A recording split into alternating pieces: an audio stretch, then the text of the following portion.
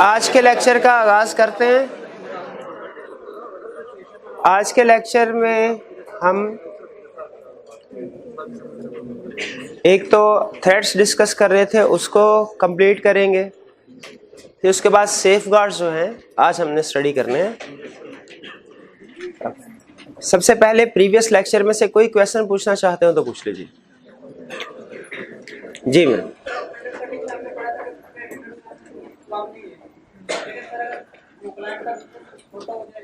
देखिए, मैंने आपको बताया था कि इसकी एक एक्सेप्शन है, ठीक है। अंडरकटिंग का मतलब है कि हम प्रीडिसेसर ऑडिटर से कम फीस चार्ज नहीं कर सकते, लेकिन इसकी एक एक्सेप्शन है। वो एक्सेप्शन हम जब इस केस को डिटेल में पढ़ेंगे तब डिस्कस होगी, ठीक है। वो तकरीबन इसी तरह की एक्सेप्शन है जिसका आप जिक्र कर रहे हैं।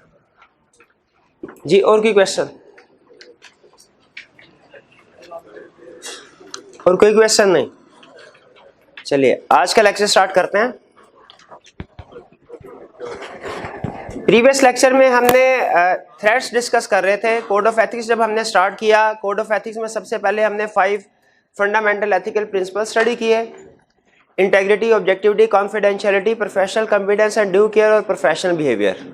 इसके बाद हमने पढ़ा कि इन फंडामेंटल एथिकल प्रिंसिपल्स को कुछ सिचुएशंस होती हैं जिनकी वजह से इन प्रिंसिपल्स को कंप्लाई करना मुश्किल हो जाता है। इन सिचुएशंस को हम कहते हैं थ्रेड। प्रिंसिपल की भी 5 टाइप्स थी, थ्रेड्स की भी 5 टाइप्स है। थ्रेड कौन कौन सी है? Self interest thread, familiarity thread, self review thread, intimidation thread, advocacy thread. तो हम अब one by one in threads को एग्जाम्पल के साथ डिस्कस कर रहे थे, और एग्जाम्पल्स को हम एलैबोरेट इसलिए कर रहे थे क्योंकि इन्हीं एग्जाम्पल में से केस स्टडी बना के आईकैप टेस्ट करता है। इसमें 2 थ्रेड्स हम कल के लेक्चर में कंप्लीट कर चुके थे, सेल्फ इंटरेस्ट थ्रेड और फेमिलियरिटी थ्रेड। आज के लेक्चर में हमने self review thread, intimidation thread और एडवोकेसी थ्रेड, इनके बारे में पढ़ना है। तो पहले self review thread. Self review thread क्या होता है? वो कहता है सेल्फ रिव्यू थ्रेड का मतलब ये है, team member will not appropriately evaluate result of his work और हिज फर्म्स वर्क।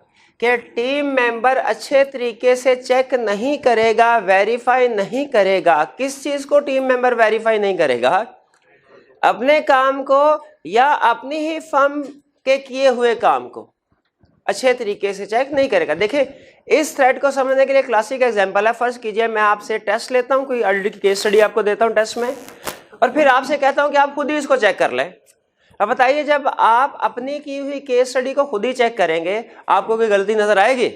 बिल्कुल गलती नजर आएगी भी तो आप वो रिपोर्ट नहीं करेंगे, बताएंगे नहीं, ठीक है, और आपको फुल मार्क्स मिल जाएंगे, ठीक है, 100 में से 100 मार्क्स फॉर एग्जाम्पल।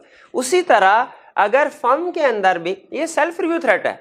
जब हम अपना किया हुआ काम खुद चेक करते हैं तो हम कहते हैं सेल्फ रिव्यू थ्रेड राइज हो रहा है।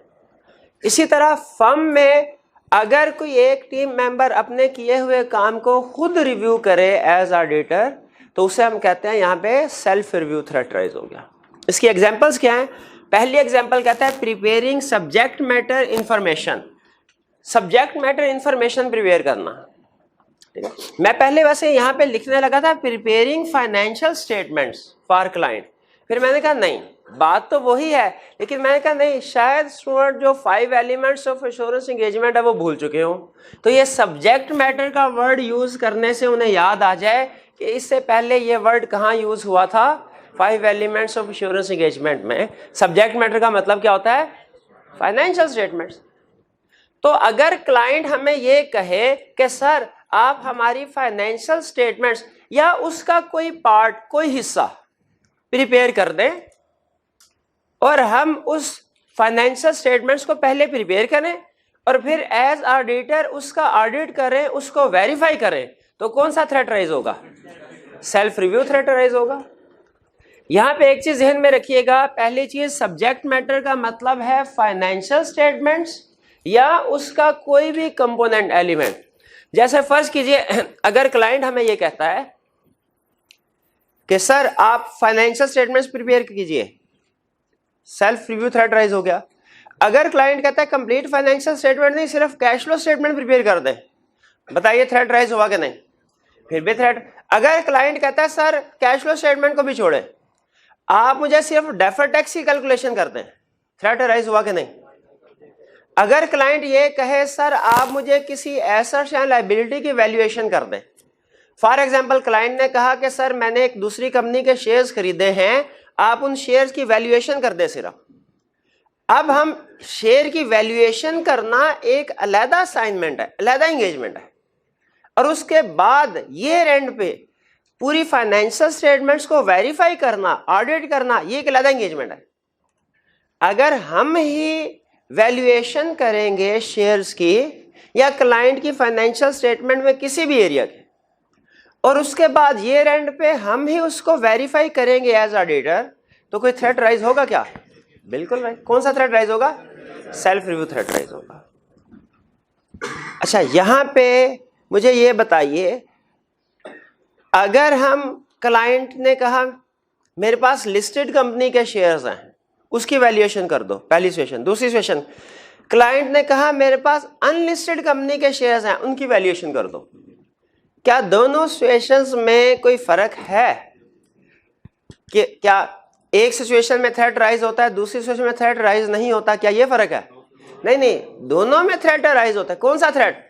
Self review threat. लेकिन सिग्निफिकेंस डिफरेंट है।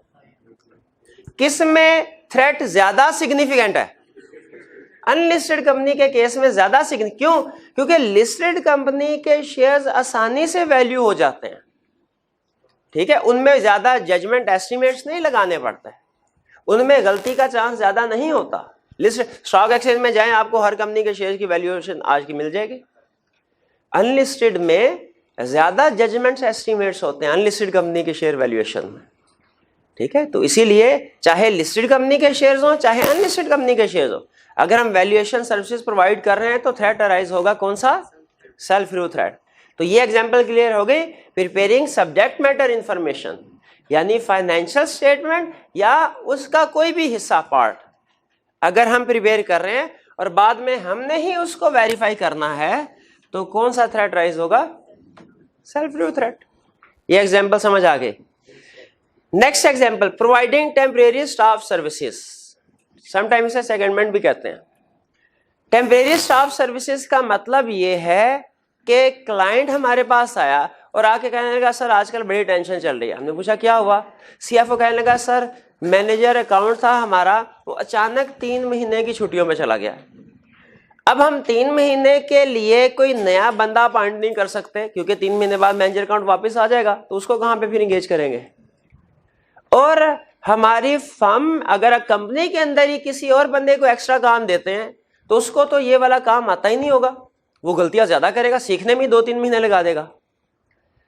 तो हम आपसे रिक्वेस्ट करते हैं कि आप अपनी ऑडिट टीम का कोई एक बंदा हमारे पास भिजवा दीजिए 3 महीने के लिए, क्योंकि आपकी ऑडिट टीम के जो लोग होते हैं वो हमारा system, understanding of system obtain करते हैं।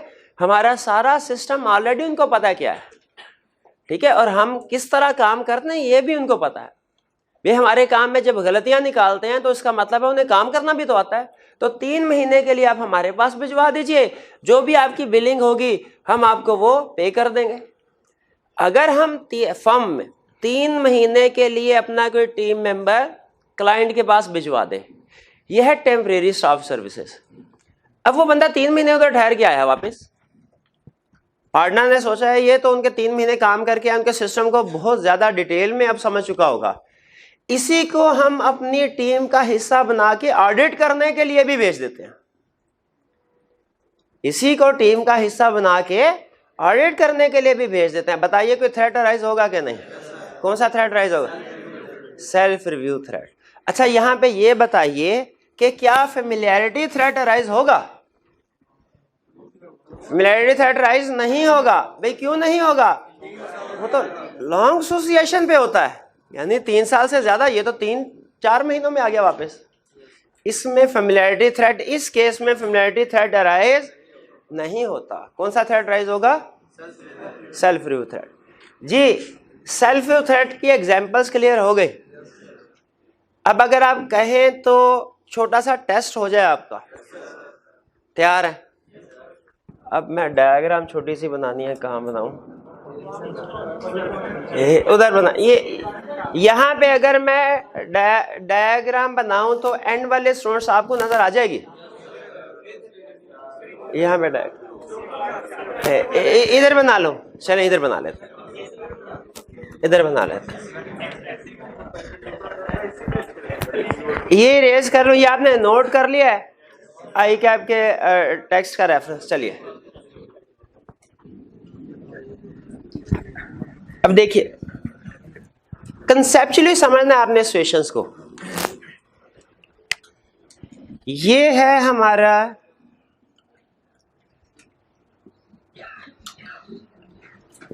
ऑडिट फर्म, ऑडिट फर्म, और ये है client, client company.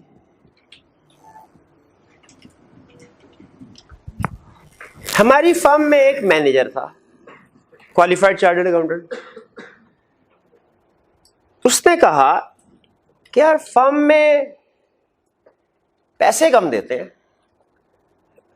Normally practice में भी इसी तरह होता है, जो प्रैक्टिस में फर्म होती है वो इंडस्ट्री की निस्बत पैकेज कम होता है। फॉर एग्जांपल वो मैनेजर सोच रहा है यार यहाँ पे तो मैं फ्रेश क्वालिफाइड किया मैंने सीए, मुझे सिर्फ 1 लाख रुपया मिल रहा है, इंडस्ट्री में जो पैकेज चल रहा है वो तकरीबन 2 लाख रुपए चल रहा है। तो ऐसा करता हूँ मैं फर्म को छोड़ के इंडस्ट्री में अपनी किसी क्लाइंट कंपनी में चला जाता हूँ। अब इंडस्ट्री में जाएगा तो प्रोबेबली किसी क्लाइंट में उसकी हेलो हाय होगी, वाकफियत होगी, किसी को क्या सुन के वहां पे शिफ्ट हो सकता है। अगर हमारा मैनेजर फर्म को छोड़ के क्लाइंट पे चला जाए तो ये है हमारी पहली सिचुएशन, से कहते हैं सिचुएशन ए। याद रखें ये नॉर्मल फिनोमेना है, प्रैक्टिकली भी ऐसे होता है।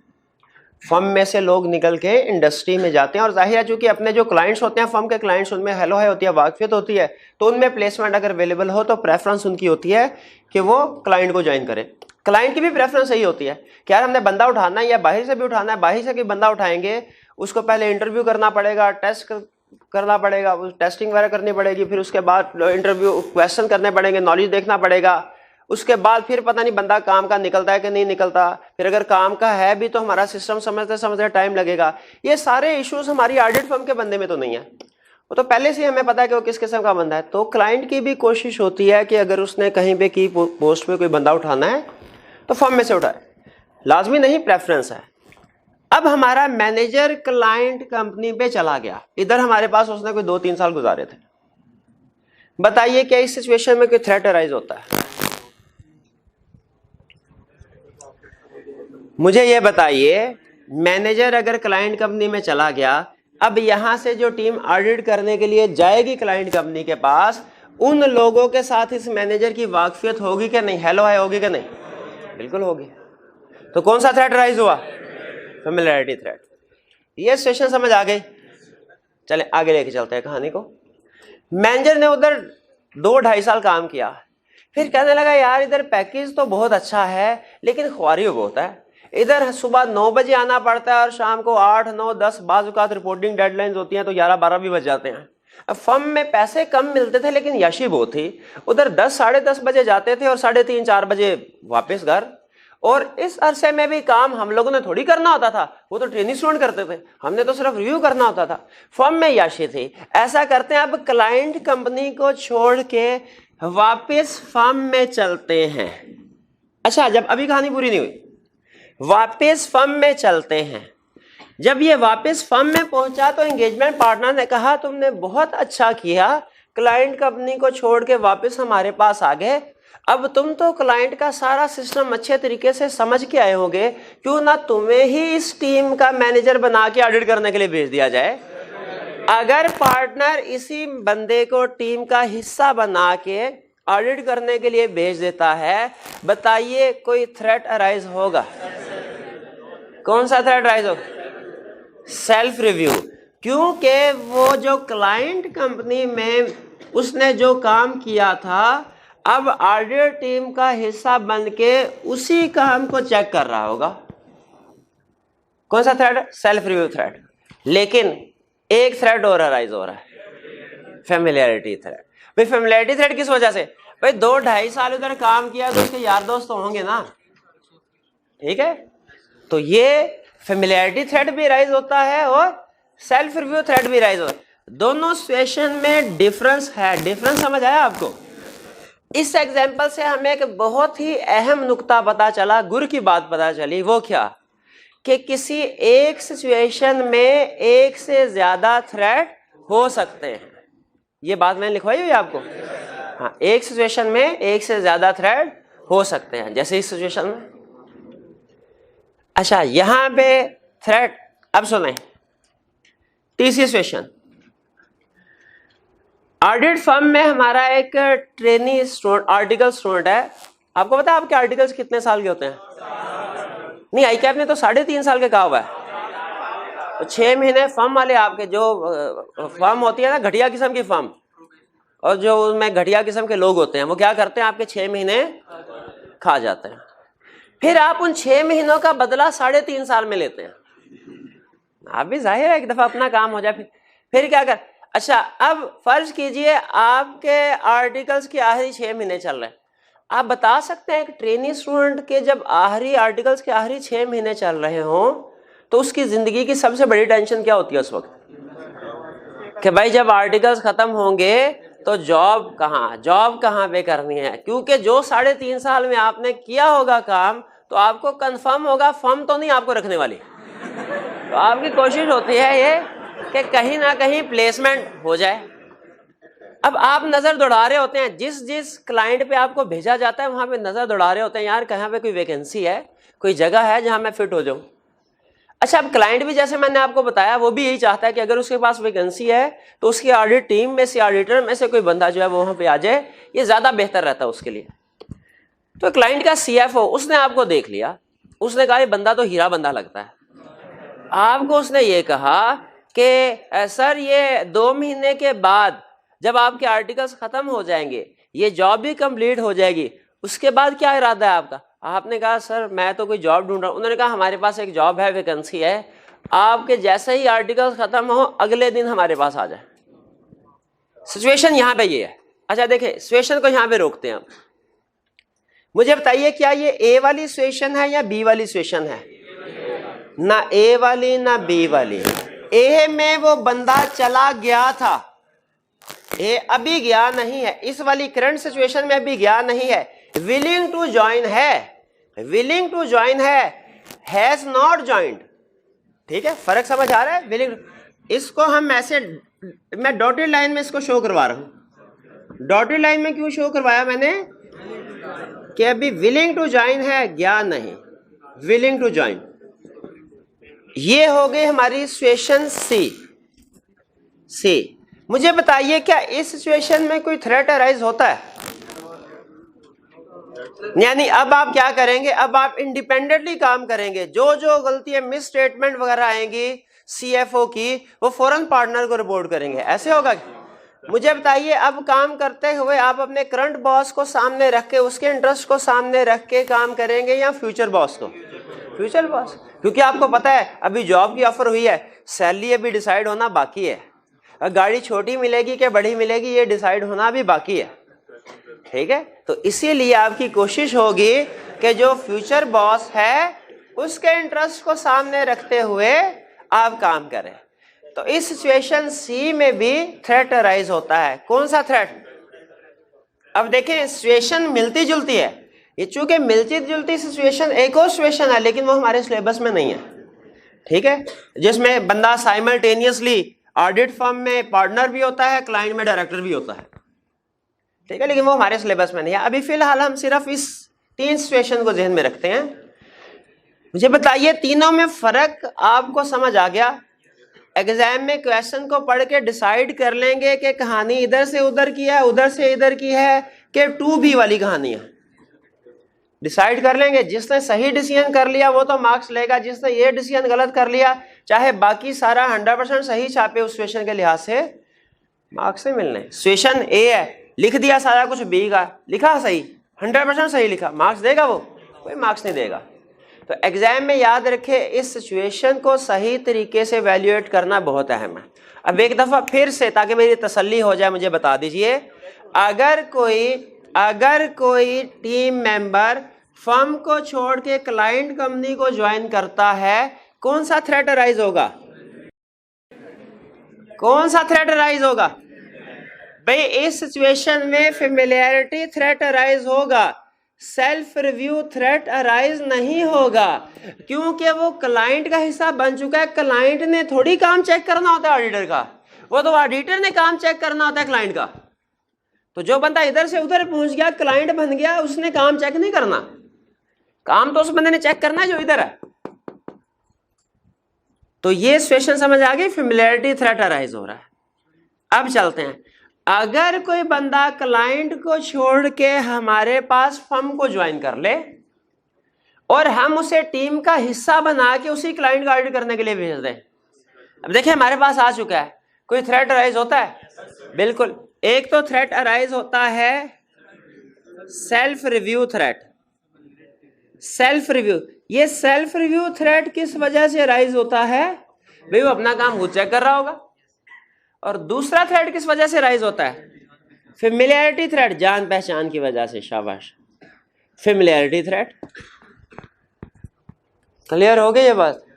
और अब अगर वो विलिंग टू ज्वाइन हो तो फिर कौन सा थ्रेट राइज होता है? सेल्फ इंटरेस्ट, सेल्फ रिव्यू नहीं, सेल्फ इंटरेस्ट थ्रेट अराइज होगा। अच्छा, क्या इसमें फेमिलियरिटी थ्रेट राइज होगा सी में? क्यों नहीं? अभी गया तो नहीं ना, अभी गया तो नहीं ना, ठीक है। अभी तो सिर्फ currently self interest threat rise हो रहा है। भाई ये डायग्राम समझ आई आपको? इसको नोट कर दें। ये जो शिफ्टिंग है ना स्टूडेंट, इसमें कंफ्यूज हो जाते हैं। भाई बंदा इधर से उधर गया, उधर से इधर आया, इसको ज़हन में नहीं रख पाते। फिर इसको पहले अच्छे तरीके से तसल्ली से डिसाइड करके फिर आपने आंसर लिखना शुरू करना है। जी ये क्लियर हो गई अब आपको बात? अब ये एक तरह से हमारे जो तीनों थ्रेड्स थे अभी तक जो हमने पढ़े उनकी प्रैक्टिस हो गई, सेल्फ इंटरेस्ट की भी, फेमिलियरिटी थ्रेड की भी और सेल्फ रिव्यू की भी। ठीक, चलिए आगे चलते हैं। नेक्स्ट हम थ्रेड स्टडी करने जा रहे हैं इंटिमिडेशन थ्रेड। इंटिमिडेशन थ्रेड के साथ लिख दीजिए, इंटिमिडेशन का मतलब क्या होता है? डराना धमकाना। डराना धमकाना, दोनों लफ्ज लिखे, डराना धमकाना। कहते हैं team member is deterred from acting objectively because of, team member को रोका जाता है कि वो इंडिपेंडेंटली ऑब्जेक्टिवली काम ना करे। कैसे रोका जाता है? थ्रेट्स से, अनड्यू इन्फ्लुएंस से, धमकियां दे के, दबाव के जरिए, प्रेशराइज करके उसको रोका जाता है इंडिपेंडेंटली काम ना कर सके ताकि वो, यानी जब कभी ऑडिटर को डराया धमकाया जाएगा तो वो ऑडिट अच्छे तरीके से इंडिपेंडेंटली नहीं कर सकेगा। इस थ्रेट को क्या कहते हैं? Intimidation threat. अच्छा बताइए, डराए धमकाएगा कौन? किसको? अच्छा कैसे डराए धमकाएगा? कहेगा सही ऑडिट ना करना वरना मैं तुम्हारे बच्चे गवाह कर लूंगा, ऐसे डराएगा क्या? क्या कत्ल की धमकी दे? नहीं नहीं नहीं, नहीं। क्लाइंट भी बड़ा शातिर है, शातिर है, शानदार निकलने लगा था मेरे मुंह से, शातिर है। क्लाइंट भी बड़ा वो ऐसी कोई धमकी नहीं देगा जिससे उसके खिलाफ क्रिमिनल केस फाइल हो सकता हो। वो धमकी किस चीज की देगा? वो धमकी देगा डिसमिसल के, कि भैया आपको निकाल देंगे। अच्छा अब देखें, डिसमिसल के, भाई किसको डिसमिस कर देंगे? किसको डिसमिस कर देंगे? ऑडिटर को, ऑडिटर को। भाई अगर आपने मॉडिफाइड ओपिनियन दिया तो हम नेक्स्ट टर्म के लिए आपको रीपॉइंट नहीं करेंगे, या अगर आपने मॉडिफाइड ओपिनियन देने, अभी अभी थोड़ी देर पहले हमें बताया आपने कि एक्सपेक्टेड है मॉडिफाइड ओपिनियन देंगे, अगर आपने आइंदा इसके बारे में सोचा तो आपको ड्यूरिंग ऑडिट ही रिमूव कर देंगे। अब बताइए इस सिचुएशन से कौन सा थ्रेट राइज होता है? इंटिमिडेशन थ्रेट, कि डिसमिस कर दिया जाएगा। किसको डिसमिस? ऑडिटर को। आगे चलते हैं, यहां उसके किसी रिलेटिव को जो कि क्लाइंट में काम कर रहा है। मुझसे कहेंगे अगर तुमने मॉडिफाइड ओपिनियन दिया तो तुम्हारा भाई जो हमारे पास एम्प्लॉय है उसको नौकरी से निकाल देंगे।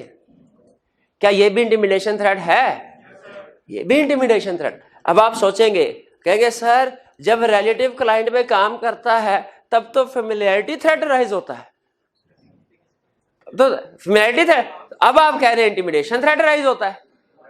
तो याद रखिए सिचुएशन के लिहाज से थ्रेट चेंज हो गया, सिचुएशन के लिहाज से थ्रेट चेंज हो गया।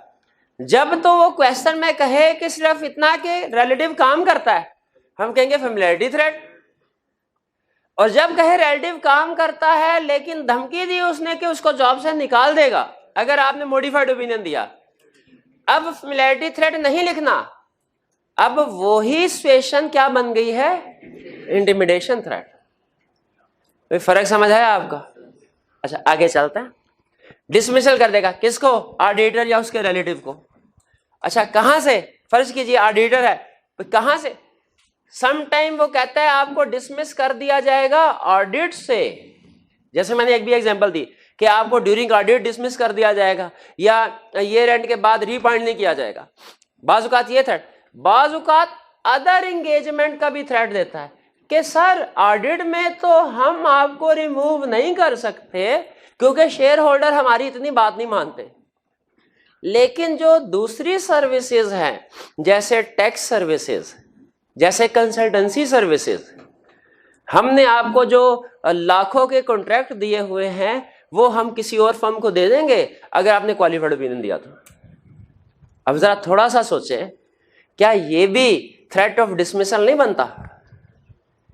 ठीक है, तो थ्रेट ऑफ डिसमिसल में क्लाइंट हमें ऑडिट से रिमूव करने की भी धमकी दे सकता है, और अगर हम ऑडिट के अलावा कोई और सर्विसेज प्रोवाइड कर रहे हैं उसे भी रिमूव करने की धमकी दे सकता है, हमें रिमूव करने की भी धमकी दे सकता है, और अगर हमारा कोई रिलेटिव काम कर रहा है क्लाइंट पे उसको भी रिमूव करने की धमकी दे सकता है। थ्रेट ऑफ लिटिगेशन, वो कहेगा भाई तुम्हारे खिलाफ केस फाइल कर दूंगा, तुम्हारे खिलाफ केस फाइल। मुझे बताइए क्या क्लाइंट ऑडिटर के खिलाफ केस फाइल कर सकता है? और किस चीज का केस फाइल करता होता है? कि भाई वो पिछले साल जो 5,338 रुपए की मिस स्टेटमेंट थी वो तुमने आइडेंटिफाई नहीं की थी, इस चीज का केस फाइल कर सकता है। अब चाहे अदालत में जाके हम केस जीत जाएंगे लेकिन एक दफा हमारी रेपुटेशन तो अफेक्ट हो जाएगी। तो इसलिए थ्रेट ऑफ लिटिगेशन, ये थ्रेट ऑफ लिटिगेशन समझ आया आपको?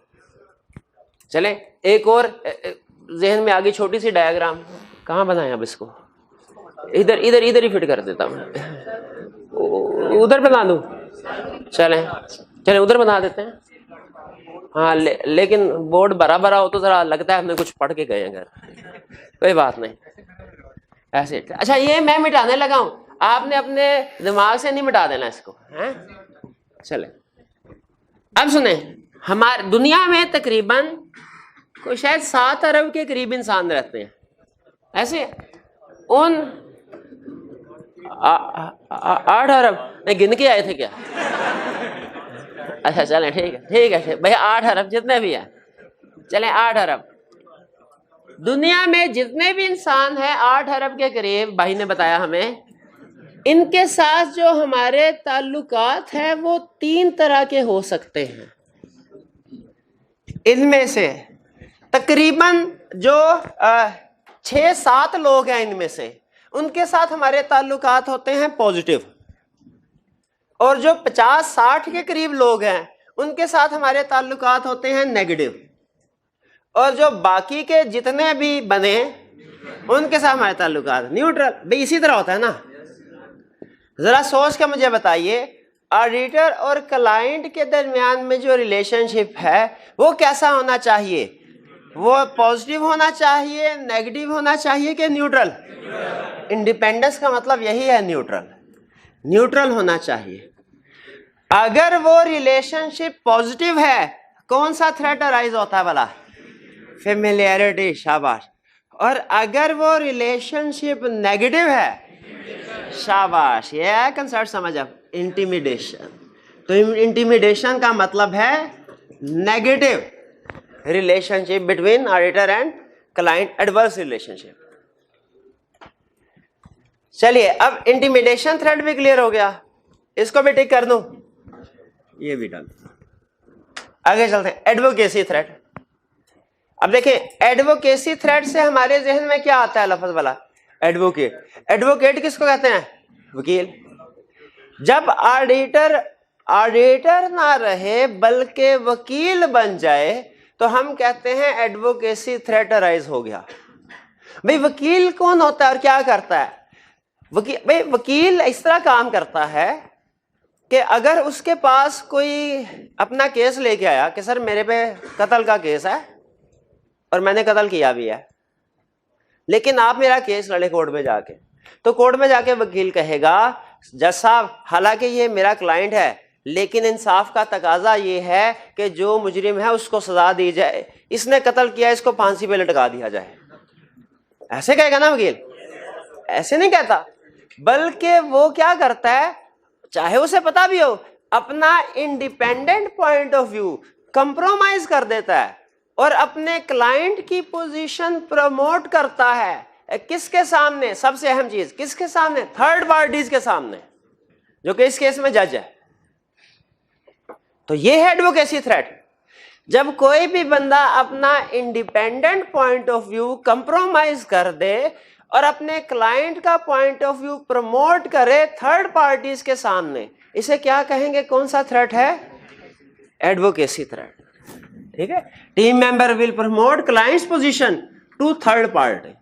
एग्जाम्पल, कहता क्लाइंट हमारे पास आया और कहने लगा सर एफबीआर में केस चल रहा है हमारा, आप ऐसा कीजिए, टैक्स का केस चल रहा है, आप ऐसा कीजिए कि हमें रिप्रेजेंट कीजिए एफबीआर में जाके, या फर्ज कीजिए हमने एफबीआर ने टैक्स जो है वो हम पे इम्पोज किया है और हमने उसके खिलाफ अपील फाइल किया है कोर्ट में, आप कोर्ट में हमें रिप्रेजेंट कीजिए जाके। अब ऑडिटर जब कोर्ट में जाएगा क्या ये कहेगा सर आपने तो अभी आधा टैक्स इनका पकड़ा है, अभी आधा और भी छुपाई हुई है इनकम इन्होंने, ये कहेगा? उसे पता भी हुआ तो ये नहीं कहेगा, वो अपना इंडिपेंडेंट ओपिनियन कंप्रोमाइज कर देगा और अपने क्लाइंट की पोजीशन को प्रमोट करेगा। किसके सामने? थर्ड पार्टी के सामने। यह है एडवोकेसी थ्रेट। यहां में सिर्फ एक चीज ध्यान में रखने वाली है कि क्या चार्टर्ड अकाउंटेंट ऑडिटर्स वकालत भी कर सकते हैं, एडवोकेट भी हो सकते हैं, केसेस लड़ सकते हैं? इसके साथ बिल्कुल लड़ सकते हैं। कौन से वाले? 302 के केस, 420 के केस? नहीं, ये वाले केस नहीं, सिविल केस, कॉर्पोरेट लेवल के केस, कॉर्पोरेट मैटर से रिलेटेड केसेस, कंपनीज एक्ट के, इनकम टैक्स ऑर्डिनेंस पर। तो ये एडवोकेसी थ्रेट समझ आया? एडवोकेसी थ्रेट की दूसरी एग्जांपल हो सकता है अभी समझ में ना आया हो सही तरीके से। प्रमोटर आपको पता क्या होता है? जो शेयर्स वगैरह प्रमोट करता है। क्लाइंट ने ऑडिटर से कहा सर हम शेयर्स इशू करना चाहते हैं, आप जरा हमारे लिए इन्वेस्टर ढूंढ के लाएं, आपको माकूल मुआवजा दिया जाएगा। अब ऑडिटर इन्वेस्टर ढूंढने के लिए गया, जैसे ही इन्वेस्टर उसे मिला, उसने इन्वेस्टर ने कहा मैं कुछ इन्वेस्टमेंट करना चाहता हूं, तो पार्टनर ये कहेगा सर देखे मैंने इस कंपनी का ऑडिट करता हूं और अभी फाइनेंशियल स्टेटमेंट पब्लिश नहीं हुई, लेकिन जितना को मैंने काम किया उससे मुझे पता चल रहा है कि लॉस आएगा, आपकी इन्वेस्टमेंट डूब जाएगी, इस कंपनी में ना इन्वेस्टमेंट करना। ऐसे कहेगा को? बल्कि वो अपना इंडिपेंडेंट ओपिनियन कंप्रोमाइज करके क्लाइंट की पोजीशन को प्रमोट करेगा। वो कहेगा सर इस कंपनी में इन्वेस्टमेंट करे, बहुत अच्छी कंपनी है, देखिए अभी इन्वेस्टमेंट आपकी डबल होती। ठीक है। तो ये कौन सा थ्रेट अराइज हुआ? Advocacy threat. अब देखिए अपना क्या इंडिपेंडेंट ओपिनियन कंप्रोमाइज कर रहा है, क्लाइंट की पोजीशन को प्रमोट कर रहा है थर्ड पार्टीज के सामने, जो इस केस में कौन है? Investor, prospective investor. तो कौन सा थ्रेट आया? Advocacy threat. जी कुछ समझ आया आपको सारे थ्रेट्स? चलिए अब ऐसा करते हैं, रीडिंग टाइम आपको चाहिए कि आगे चलें? पक्की बात है, कंसेप्ट समझ आ गए? चलिए नेक्स्ट। मुझे ये बताइए कोड ऑफ एथिक्स में आपको बताया था 3 चीजें डिस्कस की हुई हैं, कौन कौन से? Principle, threat, safeguard. ठीक है। अगर सेफगार्ड ना होते तो हमारी मिसाल ऐसे ही हो जाती जैसे ऐसा डॉक्टर है जो बीमारी बता देता है, दवाई कोई नहीं देता, तो उसका फायदा ही कोई नहीं है। इसीलिए कोड ऑफ एथिक्स ने कहा कि सेफगार्ड्स भी हम आपको बताएंगे, सेफगार्ड भी हम बताएंगे। अब सेफगार्ड जो है वो दो तरह के हैं, एक जो अहम नहीं है, अब एग्जाम पॉइंट ऑफ व्यू से ICAP ने और क्लासिफिकेशन किया है, हम तो जाहिर है एग्जाम के पॉइंट ऑफ व्यू से क्लासिफिकेशन करते हैं। एक वो कैटेगरी है हमारे मुताबिक जो एग्जाम पॉइंट ऑफ व्यू से अहम नहीं है, और एक वो कैटेगरी है जो एग्जाम पॉइंट ऑफ व्यू से बहुत अहम है। तो कौन सी वाली करें? दोनों करनी है, एग्जाम में तो कोई भी आ सकती है। तो ICAP कहता है एक कैटेगरी वो है सेफगार्ड्स की जो किन लोगों ने बनाए, किन लोगों ने इंप्लीमेंट किए, प्रोफेशन और रेगुलेटर्स ने। जैसे इससे मुराद क्या है, जैसे ICAP और SCCP ने। भाई ये कौन से सेफगार्ड्स हैं? For example education, training and experience requirements for entry. कहता है हम अपने प्रोफेशन में हर बंदे को एंटर नहीं होने देंगे, सिर्फ वही लोग आएंगे जिनके पास कुछ, चार्टर्ड अकाउंटेंट वही लोग बनेंगे जिनके पास स्पेसिफिक नॉलेज होगा जो हमने बताया हुआ सिलेबस में, जिन लोगों ने ट्रेनिंग एक्सपीरियंस की होगी 3.5-4 साल के, सीखा होगा काम को। ऐसे ही लोग हैं जो कोड ऑफ एथिक्स को कंप्लाई कर सकते हैं, ऐसे ही लोग हैं जिन्हें चार्टर्ड अकाउंटेंट बनने का हक है। तो हमारे प्रोफेशन में एंट्री के लिए यानी चार्टर्ड अकाउंटेंट बनने के लिए मुझे बताइए किन चीजों की जरूरत है? एजुकेशन की भी, ट्रेनिंग एंड एक्सपीरियंस की भी, ठीक है, ताकि पढ़े लिखे लोग चार्टर्ड अकाउंटेंट बनेंगे तो ही वो कोड ऑफ एथिक्स को कंप्लाई करेंगे। फिर कहता है ICAP ने प्रोफेशनल स्टैंडर्ड्स भी इशू किए हैं, ICAP और SCCP ने मिलकर, जैसे कोड ऑफ एथिक्स और कोड ऑफ कॉर्पोरेट गवर्नेंस। अच्छा मुझे बताइए क्या कोड ऑफ एथिक्स ICAP ने बना के जो हमें दिया, जिसमें उसने एक तो थ्योरेटिकली प्रिंसिपल थ्रेट्स और सेफगार्ड को डिस्कस किया है, और फिर उसके बाद केस स्टडीज बना के जो डिफरेंट प्रैक्टिकली हमें एथिकल सिचुएशन फेस करना पड़ती है, एक एक करके उनको डिस्कस किया है कि इस सिचुएशन में ये थ्रेट है, ये सेफगार्ड होना चाहिए, इस सिचुएशन में ये थ्रेट है, ये कोर्स ऑफ एक्शन होना चाहिए। बताइए क्या ICAP का हमें कोड ऑफ एथिक्स बना के देना ये भी एक सेफगार्ड नहीं है? क्या इससे हमें थ्रेट्स को आइडेंटिफाई करने में हेल्प नहीं होती? थ्रेट्स को रिड्यूस करने में, मिनिमाइज करने में या एलिमिनेट करने में हेल्प नहीं होती? तो ये भी एक तरह से सेफगार्ड है। ICAP का SCCP के साथ मिलके प्रोफेशनल स्टैंडर्ड इशू करना, जैसे code of ethics, code of corporate governance, ये भी एक सेफगार्ड है। फिर continuing professional development, CBD requirements, ये हम पहले पढ़ चुके हैं CBD रिक्वायरमेंट्स क्या होती है, ठीक है। तो कोड ऑफ, भाई ऑडिटिंग स्टैंडर्ड्स पे CBD रिक्वायरमेंट्स हो सकती हैं, ICAP सेमिनार कंडक्ट करवा सकते हैं, कोड ऑफ एथिक्स पे नहीं करवाता क्या? अभी रिसेंटली जो है वो कुछ दिन पहले कोड ऑफ एथिक्स रिवाइज हुआ है, अब उस पर भी ICAP ने बहुत से सेमिनार कंडक्ट करवाए लोगों को बताने के लिए कि क्या क्या रिवीजन्स आई हैं। तो ये कंटिन्यूइंग CPD रिक्वायरमेंट्स, ये भी एक सेफगार्ड है। फिर external quality control review by professional और रेगुलेटरी ऑर्गेनाइजेशन। ये क्वालिटी कंट्रोल रिव्यू क्या होता है बताया हुआ आपको? रिव्यू में और क्वालिटी कंट्रोल रिव्यू में क्या फर्क है? रिव्यू है उसी टीम के अंदर सीनियर बंदा जूनियर का रिव्यू करता है उसी टीम के अंदर। क्वालिटी कंट्रोल रिव्यू क्या है? टीम के बाहर कोई और बंदा टीम के काम को चेक करेगा सही किया कि नहीं। ये जो क्वालिटी कंट्रोल रिव्यू होता है ये दो तरह का होता है, इंटरनल, एक्सटर्नल। इंटरनल कौन करता है भला? फर्म के अंदर ही कोई दूसरा पार्टनर वगैरह। और एक्सटर्नल क्वालिटी कंट्रोल रिव्यू कौन करता है? ICAP, ठीक है। अब मुझे बताइए एक्सटर्नल, इधर सेफगार्ड, क्या क्वालिटी कंट्रोल रिव्यू एक सेफगार्ड है? जाहिर है क्वालिटी कंट्रोल रिव्यू जो करने आएगा वो चेक नहीं करेगा कोड ऑफ एथिक्स को कंप्लाई किया कि नहीं किया, कि वो सिर्फ ISS की कंप्लायंस देखेगा, कोड ऑफ एथिक्स भी देखेगा। अब जरा मुझे सोच के बताइए, अगर कंसेप्ट समझ आ रहा है तो सवाल का जवाब दे सकेंगे। एक है एक्सटर्नल क्वालिटी कंट्रोल रिव्यू, एक है इंटरनल क्वालिटी कंट्रोल रिव्यू। बताइए safeguards created by professional regulation में कौन सा वाला आएगा? एक्सटर्नल, देखें एक्सटर्नल आ रहा है, तो फिर इसका मतलब है इंटरनल किधर होना चाहिए?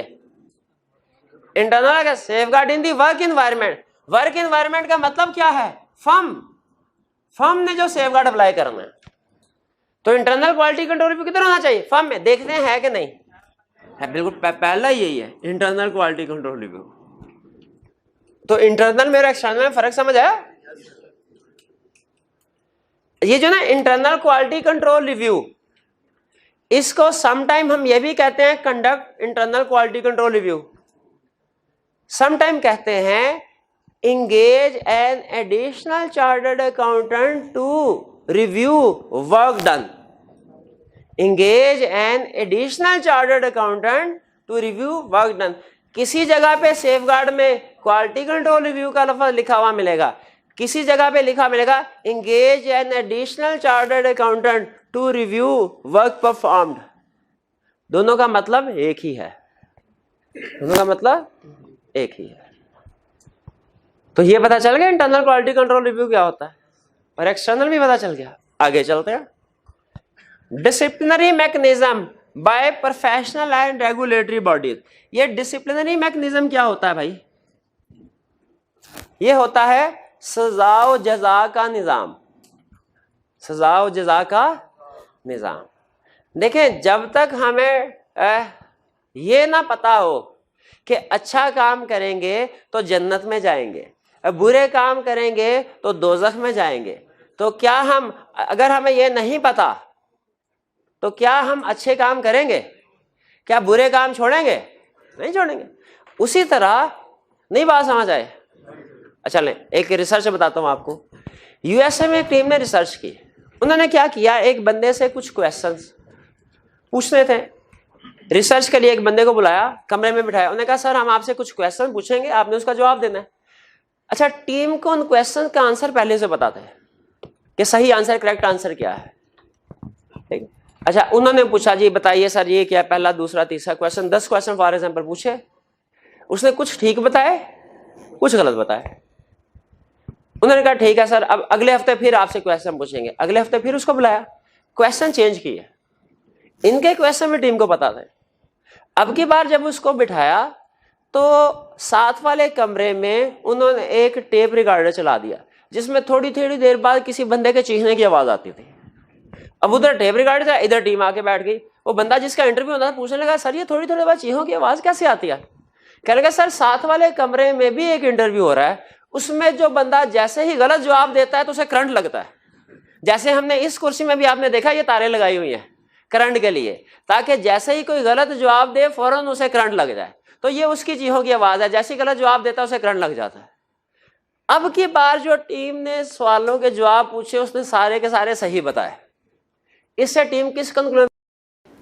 उनका अगर आपको झूठ बोलने या गलत काम करने से कोई नुकसान होगा, उसकी सजा मिलेगी। अगर ये डर हो तो फिर आप सही काम करेंगे, अगर ये डर नहीं है तो फिर आप गलत काम करेंगे। ठीक है, अभी भी नहीं समझ आए? डिसिप्लिनरी मैकेनिज्म भाई, अगर हम बाइक पे जाए, सामने इशारा रेड हो गया, बताइए रुक जाएंगे कि क्रॉस करेंगे? हम देखेंगे, वार्डन को ढूंढेंगे। अगर नजर आया तो रुक जाएंगे, पता है चालान कर देगा 200 का, और अगर नजर नहीं आया तो निकल जाएंगे। हाँ, तो डिसिप्लिनरी मैकेनिज्म है, ठीक है इसका असर। अच्छा, ये अब प्रोफेशन या रेगुलेशंस के क्या सेफगार्ड है ये समझ आगे चलते हैं। वर्क एनवायरनमेंट फर्म, और ये खास तौर पे हमने समझने हैं क्योंकि ये हमारी जो केस स्टडीज आएंगी उनमें ये वाले यूज होने हैं, वर्क एनवायरनमेंट वाले। उनमें वो ये नहीं पूछता ये सिचुएशन है कोड ऑफ एथिक्स, इसमें बताओ थ्रेट कौन सा है, और बताओ आईकैप क्या करेगा, और बताओ एससीसीपी क्या करेगा। ये नहीं पूछता, बल्कि क्या पूछता है, ये सिचुएशन है, इसमें थ्रेट बताओ क्या है, और बताओ फर्म क्या करेगी, बताओ पार्टनर क्या करेगा। ये क्वेश्चन पूछता है। बताओ रेलिवेंट टीम मेंबर को क्या करना चाहिए, ये क्वेश्चन पूछता है। वो आईकैप एससीसीपी को नहीं पूछेगा। लेकिन बाहर रटे वाला क्वेश्चन सेट हो जाए तो उसके लिए हमने याद कर लेने पॉइंट्स, इनको याद भी करना और समझना भी है। पहले वाला पॉइंट समझ आ गया, इंटरनल क्वालिटी कंट्रोल रिव्यू वाला। अब आगे चलते हैं। जैसे फर्ज कीजिए ये कैसे कहाँ का अच्छा ये मैंने क्या किया है, जहन में रखिएगा, ये कंप्लीट लिस्ट नहीं है। मैंने क्या किया, सारी सिचुएशन सामने रखी, उनमें देखा कौन कौन से वाले ऐसे सेफ गार्ड हैं जो ज्यादातर सिचुएशन में यूज हो रहे हैं, जो ज्यादातर सिचुएशन में यूज हो रहे थे वो फिर मैंने आपके सामने लाके ये रख दिए। इसके अलावा और भी सेफ गार्ड हो सकते हैं दुनिया में, ये ज़हन में रखिएगा। पहला safe guard, internal quality control review of engagement. जैसे फर्ज कीजिए क्वेश्चन में वो ये कहे कि टेम्परेरी स्टाफ सर्विसेज प्रोवाइड की, उसके बाद वो बंदा वापस आ गया 3 महीने बाद, उसी को ऑडिट टीम का हिस्सा बना के भेज दिया। थ्रेट तो है ना, बताइए क्या इसमें हमें उस टीम मेंबर का काम एक्स्ट्रा किसी इंडिपेंडेंट बंदे से चेक नहीं करवा लेना चाहिए कि सर देखो इसने सही काम, फेवर तो नहीं दे दी, इसने ये ना हो के ऊपर ऊपर से टिक कर दिया हो, करवाना चाहिए कि नहीं? तो ये कौन सा सेफगार्ड हुआ? Internal quality control review. या engage an additional chartered accountant to review work performed. आगे चलते हैं, दूसरी example, use of separate teams to provide assurance and non assurance services. Separate teams use करें, मतलब क्या हुआ? फर्ज कीजिए अगर क्लाइंट हमें यह कहता है सर हमारी फाइनेंशियल स्टेटमेंट्स भी प्रिपेयर कर दें और फिर उसके बाद उसका ऑडिट भी कर दें, तो थ्रेट राइज हो गया ना, सेल्फ थ्रेट। उसका एक सेफगार्ड क्या हो सकता है कि हम कहें अच्छा ठीक है तैयार हैं हम, लेकिन फाइनेंशियल स्टेटमेंट्स प्रिपेयर हमारी डिपार्टमेंट ए की टीम करेगी और उन फाइनेंशियल स्टेटमेंट्स का ऑडिट डिपार्टमेंट बी की टीम करेगी। बताइए इस सेफगार्ड से क्या थ्रेट कम हो रहे हैं कि नहीं हो रहे? कम हो रहे। तो ये भी एक सेफगार्ड है कि जब आप एश्योरेंस और नॉन एश्योरेंस सर्विसेज दोनों प्रोवाइड कर रहे हो तो एश्योरेंस सर्विसेज अलहदा लोग प्रोवाइड करें, नॉन एश्योरेंस सर्विसेज अलहदा। ये बात समझ आ गई? ये भी। तीसरी, rotation of senior team member. Rotation का मतलब क्या होता है? चेंज कर देना। भाई हमें पता चला कि हम एक हमारे टीम मेंबर की लॉन्ग एसोसिएशन है, 5 साल से वो टीम का हिस्सा बन के ऑडिट करने के लिए जा रहा है, तो क्या करना चाहिए? चेंज कर दे उसको, रोटेट कर दे उसको। सम टाइम कहता है remove the relevant team member from current engagement. इसका मतलब भी क्या हुआ कि भाई उसे इस टीम से निकाल के किसी और ऑडिट में भेजो, इधर कोई और बंदा भेज दो, 5 साल बहुत हो गई, ठीक है। तो इसको क्या कहते हैं? Rotation of senior team member. ये बात समझ आई? आगे चलते हैं। Terminating financial interest with client. Client के साथ जो फाइनेंशियल इंटरेस्ट है उसको क्या कर दे? टर्मिनेट कर दे, खत्म कर दे। फॉर एग्जाम्पल शेयर्स खरीदे हुए हैं तो डिस्पोज कर दे, लोन लिया हुआ है तो वापस कर दे। यह terminating financial interest. Terminating financial interest with client, ये बात समझ आ गई? डिस्कसिंग एथिकल इश्यूज विद दो चार्टर्ड गवर्नेंस, ये तो पढ़ा दिया हुआ है आपको पहले।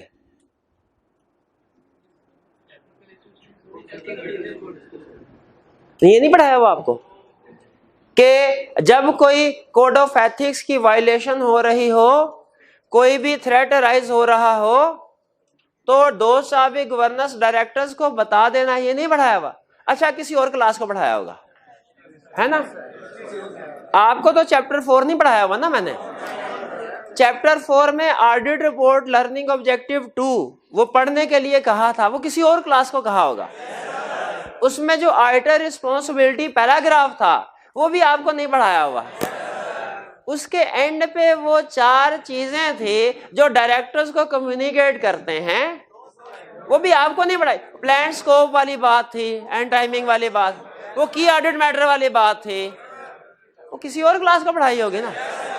अच्छा तो जरा ऑडिट रिपोर्ट वाले चैप्टर पे पहुंचे, फिर आप भी पढ़ लेना, जब किसी और क्लास को पढ़ाया तो आप पहुंच गए। ऑडिट रिपोर्ट लर्निंग ऑब्जेक्टिव 2 निकाल लें, ऑडिटर रिस्पॉन्सिबिलिटी वाला सेक्शन निकाल लें, उसके एंड पे जाके आखिरी जो 2-3 पैराग्राफ हैं उनमें ढूंढने की कोशिश करें कि किसी जगह पे ऑडिटर ये कह रहा है कि सर हमारी जिम्मेदारी है कि अगर कोड ऑफ एथिक्स की कोई भी वायलेशन हुई, हमारी इंडिपेंडेंस पे किसी भी चीज़ ने कोई इफेक्ट डाला, हम आपको वो भी बताएंगे थ्रेट क्या है और उस सेफगार्ड क्या अप्लाई की है वो भी बताएंगे। ये बात कह रहा है। तो भाई क्यों नहीं पढ़ा हमने? भूल गए थे, कोई बात नहीं, चलेगा, ये बात नहीं। पढ़ा क्यों नहीं था ये? पढ़ा क्यों नहीं था ये? पढ़ाया नहीं था मैंने? नहीं, मैंने आपको कहा था ना ये पढ़ना है जिंदगी में। मैंने कहा था तीन, याद नहीं करना, मैंने कहा था 3-4 दफा पढ़ना। खास तौर पे इसमें जो बोल्ड गहरे वाले अल्फाज हैं उनको खास तौर पे पढ़ना। पता हो रिपोर्ट में ये वाले लफ्ज इस्तेमाल होते हैं। एंड में भी ये है, 20 नंबर का क्वेश्चन छोड़ा फिर कहा सर आपने तो पढ़ाया ही नहीं था। ये इस जैसे स्टूडेंट होते हैं। वो पूछे ना उनसे, आते हैं रिजल्ट क्या हुआ, सर वो 3 नंबर का क्वेश्चन आया था, वो आपने क्लास में नहीं कराया हुआ था तो मैं उसकी वजह से फेल हो गया हूँ। अच्छा पहले, हाँ फिर क्या बोला, नंबर कितने थे? 35 ने 22। फेल किस वजह से हुए हैं? वो 3 नंबर जो सर ने नहीं करवाया था। फिर क्या कहते हैं? फिर कहते हैं सर वो असल में 3 नंबर का क्वेश्चन जो था ना उसको देख के कॉन्फिडेंस लूज हो गया था मेरा। मैं कहा शाबाश भैया, शाबाश तेरे कॉन्फिडेंस पे। वो 3 नंबर देख के लूज हो गया जो नहीं किए थे। जो 97 नंबर का किया हुआ था उसको देख के स्ट्रॉन्ग नहीं हुआ। ये होता है, ये मैं फिर कहूंगा, एक दफा फिर कहूंगा इस क्लास में, 2-3 दफा कहूंगा ये बात। तो डिस्कसिंग एथिकल इश्यूज विद दोस्त ऑफ गवर्नेंस, भी ये समझ आ गया अब इसमें हम क्या कह रहे हैं? ये अक्सर आएगा केस स्टडी। भाई सेफगार्ड समझ आ गए? सेफगार्ड समझ आ गए? अच्छा अब मैं आपको बताता हूँ, हमारे मोहल्ले में था एक डॉक्टर था नहीं वो, हाँ वो वैसे वो मेडिसिन वगैरह सेल करता। तो आपको पता है नुस्खे उनके पास आते रहते हैं, उन्हें अंदाजा हो जाता है यार इस मसले के लिए ये मेडिसिन नॉर्मली डॉक्टर रिकमेंड करते हैं इसके लिए। हर मोहल्ले में कोई ना कोई 2-4 बंदे ऐसे होते हैं जो कुछ ना कुछ मेडिसिन दे देते हैं। उसने क्या किया हुआ था, कुछ डिफरेंट पेन किलर्स मिला के ना, उसमें कोई नींद की गोलियां भी डाल के 7 गोलियां होती थी, उसकी एक पुड़िया बनाई हुई थी। वो सर पुड़िया बनाता था, 7 गोलियां होती थी उसमें। सर दर्द से लेके कैंसर तक कोई मरीज चला जाए उसे वही पुड़िया देता था। अच्छा वो खा, एक तो पेन किलर होती थी, फिर नींद आ जाती थी, सो के बंदा वैसे ही अपने आप को फ्रेश समझता है। तो वो हमारे मोहल्ले में बड़ी मशहूर थी उसकी बुढ़िया कि भाई ये जादू की बुढ़िया, इससे आराम आ जाता है जो भी मसला हो। मुझे ये बताइए, एक स्टूडेंट कहने लगा, वो भी कोई उसी तरह का माइंडसेट का होगा, कहने लगा सर ये सारे सेफगार्ड आपने पढ़ाए, ठीक है सेफगार्ड पढ़ाए, तो अगर कोई भी सिचुएशन हमसे पूछ ले और मैं ये सारे के सारे सेफगार्ड उसमें लिख दूं तो मुझे मार्क्स दे देगा? यानी हर सिचुएशन में ये सारे सेफगार्ड फिट कर देने हैं। मैंने कहा शाबाश, तुम्हारी मिसाल तो वही डॉक्टर वाली हो गई है कि उसके पास मरीज आया और कहने लगा सर मुझे ये मसला है, तो उसने अपने असिस्टेंट से क्या कहा, उसने कहा हमारे पास जितनी भी गोलियां सारी एक एक करके इसको दे दो, कोई तो काम करेगी। मुझे बताइए ऐसे डॉक्टर को आप समझेंगे कि ये अच्छा डॉक्टर है? और बिल्कुल भी नहीं समझेंगे। तो मुझे आप बताइए, अगर एग्जाम में कोई सिचुएशन आ जाए कोड ऑफ एथिक्स की वायलेशन की और हम ये कहें कि जितने भी सेफगार्ड हैं हमने याद के सारे इसमें फिट कर दें, भाई कोई तो सही होगा, एग्जामिनर मार्क्स देगा? बिल्कुल भी नहीं देगा, बिल्कुल। अब सुनिए, फिर कल आधा कंसेप्ट आधी गुर की बात बताई थी, आज गुर की बात पूरी बता रहा हूं। कल क्या बताया था? हर सिचुएशन के एक से ज्यादा थ्रेड्स हो सकते हैं, हमने सारे रेलिवेंट थ्रेड इसी के साथ आगे लिख ले, एक और लाइन ऐड कर ले। हर सिचुएशन के अपने सेफगार्ड्स होते हैं। हर सिचुएशन लिखिएगा, हर थ्रेट ना लिख दीजिएगा, ध्यान से हर सिचुएशन लिखना है। हर सिचुएशन, हर थ्रेट तो नहीं ना लिखा, हर सिचुएशन के अपने सेफगार्ड्स होते हैं, हमने सारे रेलिवेंट सेफगार्ड लिखने हैं, हमने सारे रेलिवेंट सेफगार्ड लिखना है, ठीक है। वो डॉक्टर वाला काम नहीं करना, वो सारी एक एक गोली डाल दी। अब पता चला ये एग्जाम्पल, शाबाश। कितनी एग्जाम्पल? एक एग्जाम्पल, दो एग्जाम्पल, 3, 4, 5, 6, 7, 8, 9, 10, 11, 12, 13, 14, 15, 16, 17, 18 के 19 की 19 एग्जाम्पल। शाबाश। तो चलें फिर करते हैं अभी शुरू। अब सुन लें, आपने क्या करना है, पेज 230, नहीं एग्जाम्पल भाई ने कहा था, मैं तो लेक्चर खत्म करने लगा था, भाई ने कहा, तो मुझे याद आ गया वाकई कल छुट्टी है, तो आज के दिन तो आप सारा जो भी पिछला चैप्टर हमने पढ़े हैं ऐसा वो तो सारा रिवाइज कर देंगे।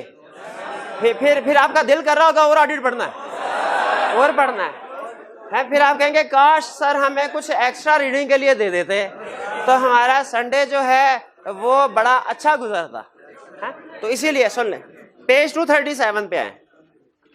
देखिए कोई असाइनमेंट नहीं दे रहा लिखने के लिए आपको, हालांकि कल छुट्टी का दिन है। नॉर्मली अकाउंटिंग के टीचर क्या करते हैं, हर रोज 4 घंटे का काम देते हैं, तो छुट्टी वाले दिन 12 घंटे का काम देते हैं, ऐसे करते हैं ना, और आप लोग करके भी आते हैं। चले सुने, कोई रिटर्न सिर्फ रीडिंग के लिए दे रहा हूं असाइनमेंट। पेज 237 पे आगे 4 सिचुएशंस हैं, इनके साथ मैं नंबरिंग लगाना भूल गया था, आप जरा नंबरिंग लगा दे। 1 2 3 4 1 2 3 4 2। अगले सफ़े पे आए, अगले सफ़े भी नंबरिंग शुरू करनी है 5 से 5 से 11 तक चलेगी ये, 5 से 11 तक। 11 तक कर लिया, अगर 11 पे आके पेज खत्म हो रहा है तो फिर आपने सही नंबरिंग की है। नेक्स्ट पेज पे है 12 से शुरू, 12 से लेके 19 तक नंबरिंग कर ली मेरे भाई ने।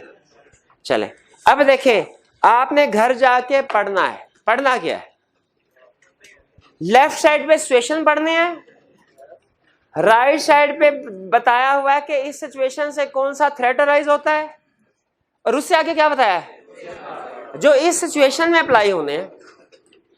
आपने इनको पढ़ना है और समझना है, और फिर हस्बे तौफीक याद भी कर लेना, याद भी कर लेना। लेकिन सारे आप नहीं याद कर सकेंगे, सारे आप वैसे तो जो मैं कहूंगा वो भी नहीं कर सकेंगे, लेकिन फिर भी काम थोड़ा कम आधा कर देना चाहिए।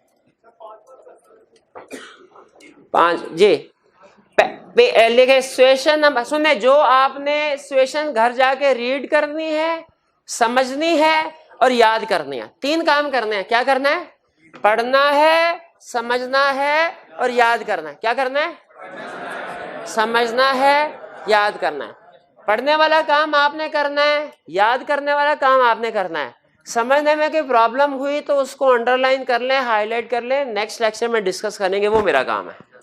अब देखिए कौन सी, क्या सारी सिचुएशन 19 की 19 एग्जाम्पल? नहीं 19 की 19 एग्जाम्पल नहीं, बल्कि 1 से लेके 10 तक, 1 से लेके 10 तक। भाई लिख लो कहीं, सारी ना पढ़ाना, ये ना मंडे को आके सर मैंने सारी याद कर ली। 1 से लेके 10 तक और फिर 15 से लेके 17 तक, बस 1 से लेके 10 तक और 15 से लेके 17 तक, ठीक है। 15 और 17 भी शामिल है, शाबाश है। जब हम कहते हैं 6 तारीख से लेके 10 तक छुट्टियां हैं, तब तो नहीं पूछते सर 6 और 10 को भी छुट्टी है। 17 शामिल है जी। 1 से लेके 10 तक और 15 से लेके 17 तक। अब देखें, ये बंद कर दें और नहीं हमने पढ़ना। ये मैंने क्या किया, मैंने कुछ पास पेपर के इधर उधर के क्वेश्चन इकट्ठे किए और मैंने कहा जरा देखते हैं कि एग्जामिनर किन किन अल्फाज के साथ कंसेप्ट्स को टेस्ट करता है, किन किन अल्फाज के साथ क्वेश्चन बनाता है। अगर आप इजाजत दें तो चंद एक वर्ड सिचुएशन आपके साथ डिस्कस कर लूं, वो जो एग्जाम के क्वेश्चन में यूज हो। मैं सिचुएशन बताऊंगा, आपने गैस करना है ये कौन से वाली एग्जाम्पल है। चले पहला सुनिए, father of trainee has financial interest in audit client. Self interest, शाबाश, फाइनेंशियल, बिल्कुल ठीक। Team manager inherited shares during audit. Team manager को ड्यूरिंग ऑडिट विरासत में हिस्सा, ये भी सेल्फ इंटरेस्ट वाली। शाबाश, आगे चलते हैं। इंगेजमेंट पार्टनर वाज, अच्छा इसमें बड़ा अच्छा कंसेप्ट टेस्ट किया था उसने। Engagement partner was rotated but manager was retained in team. Both were involved in audit for past 5 years. हाँ, इसमें उसने कंसेप्ट क्या टेस्ट किया कि कंपनीज एक्ट तो सिर्फ पार्टनर्स पे अप्लाई होता है, लेकिन कोड ऑफ एथिक्स पार्टनर्स और पूरी टीम पे अप्लाई। इसलिए उसने कहा 5 साल हो गए, उसने कहा पार्टनर्स को रोटेट कर दिया है, मैनेजर रखा हुआ है, ताकि देख लें किस स्टूडेंट को इस प्रोविजन का पता है कि कोड ऑफ एथिक्स मैनेजर पे भी अप्लाई होता है। शाबाश। अच्छा आगे चलते हैं। Wife of partner is director marketing in audit client.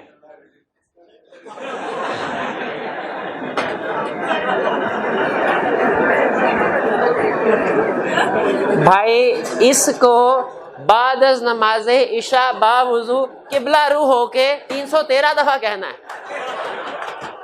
फायदा फिर भी कुछ नहीं होगा।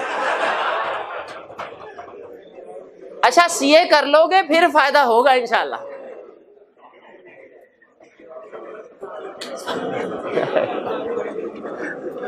जी तो कौन सा थ्रेट राइज हुआ? Familiarity threat. अगली एग्जांपल सुने। ए past consultant of client joins the firm and is deputed on audit of client. Past consultant समझिए एम्प्लॉई है, ये एम्प्लॉई होता नहीं है, पार्ट टाइम एम्प्लॉई होता है। कंसल्टेंट जो होता है ये पक्का नहीं होता एम्प्लॉई, पार्ट टाइम एम्प्लॉई होता है। पास्ट कंसल्टेंट था और वो क्या हुआ, उसने ज्वाइन कर लिया किसको? पास्ट कंसल्टेंट क्लाइंट का था, ज्वाइन फर्म को किया और हमने भेज दिया उसे ऑडिट करने के लिए। सेल्फ रिव्यू थ्रेड भी, फेमिलियरिटी थ्रेड भी। शाबाश। Audit manager has obtained lease finance from audit client. Audit manager has obtained lease finance, lease पे चीजें ली क्लाइंट से।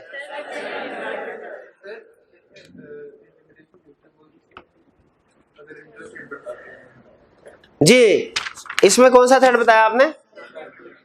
सेल्फ। अच्छा ये भाई की बात से एक बात ज़हन में आ गई। कुछ सिचुएशन में हो सकता है कि एक से ज्यादा थ्रेट अराइज हो रहे हो, लेकिन मैं आपसे अभी फिलहाल एक ही थ्रेट की एक्सपेक्टेशन कर रहा हूं, तो मैं एक से ज्यादा रिक्वायर नहीं कर रहा। अगर किसी के जहन में आ रहे हैं तो वो अच्छी बात है, उसका मतलब ज्यादा सो, लेकिन मेरी इस वक्त क्लास में रिक्वायरमेंट नहीं है। हाँ जब आप परसों की क्लास में आएंगे फिर चूंकि आप सारे पढ़ के आए होंगे, तो जो जो सिचुएशन मैंने कही है इन सिचुएशन को आपसे पूछूंगा। इनमें अगर किसी सिचुएशन में एक से ज्यादा थ्रेट है तो वो फिर आप बताइएगा, वो फिर मुझे सुन के खुशी होगी। इसके बाद an audit manager on previous audit has recently joined audit client as GM finance. नहीं समझ आई? हमारी ऑडिट टीम ऑडिट मैनेजर था, पिछले साल ऑडिट मैनेजर था, इस साल उसने क्लाइंट का जीएम फाइनेंस बन गया। फेमिलियरिटी थ्रेड और सेल्फ रिव्यू थ्रेड भी नहीं भाई, क्लाइंट बना है, क्लाइंट ने थोड़ी काम चेक करना होता है। Finance director of the client has joined the audit firm as engagement partner. Finance director has joined audit firm as engagement partner.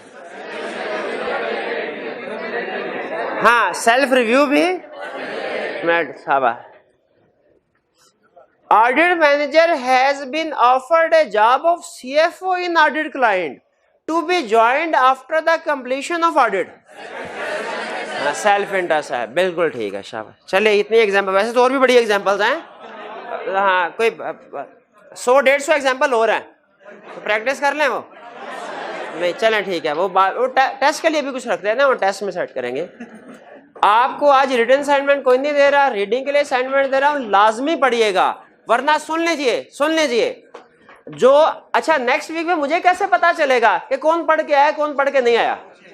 जो नहीं मैं पूछूंगा नहीं, जब डिस्कस कर रहे होंगे ना, तो जो नहीं पढ़ के आया वो पता क्या कहेगा सर ये थ्रेट कहां से आया है, सर ये सेफगार्ड कहां से आया। जो आज नहीं पढ़ेगा वो परसों और अगले लेक्चर में क्या पूछेगा, सर ये थ्रेट कहां से आया और ये सेफगार्ड कहां से आया। हम उसे क्या कहेंगे, भाई तू कहां से आया, तुझे पता नहीं था पिछली क्लास में कहा था रीडिंग करने को। ठीक है, तो जिसने ये पूछा ना कि सर ये थ्रेड कहां से आया, ये सेफगार्ड कहां से आया, तो समझ ले फिर अगला सवाल मैंने उसे क्या पूछना। चलिए आज का लेक्चर यहाँ पे खत्म।